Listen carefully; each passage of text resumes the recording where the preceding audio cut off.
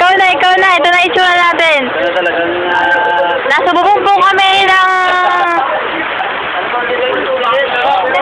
Oh, ayan. At po mga kaibigan ng nire-rescue po ng Channel 5 at saka Channel 7.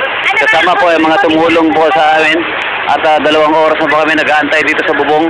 At kung makita niyo po talaga, napakalalim po. Mga abot na 10 tao. At nakita niyo po ang aming kotse. Galubog na po. 100,000 yan. At pinababayaran mo sa amin ngayon.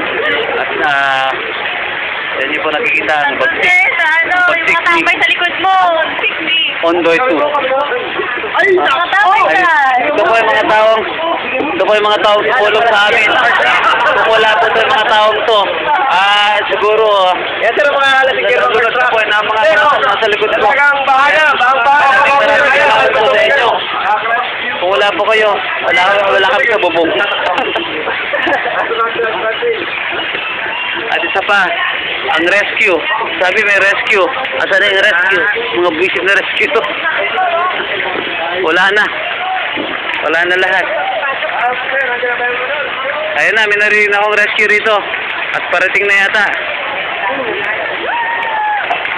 Sana kami na to. Kami nang kukunin. Para may narinig kasi ako eh.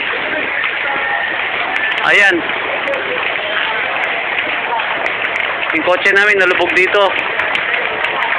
Mario Joseph. Umapak kayo sa ano. Lulubog tayo dyan. Ayun, para may check nila. Ayun oh. Ayun. Ang laki oh. Ayun.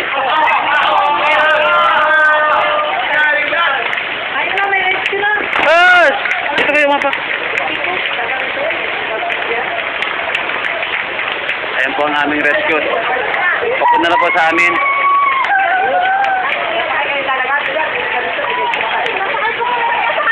Galing kami dun sa loob eh. Ngayon lang kami napunta dito.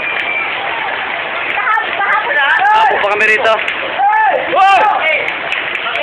Dito! Ito na po ang rescue namin.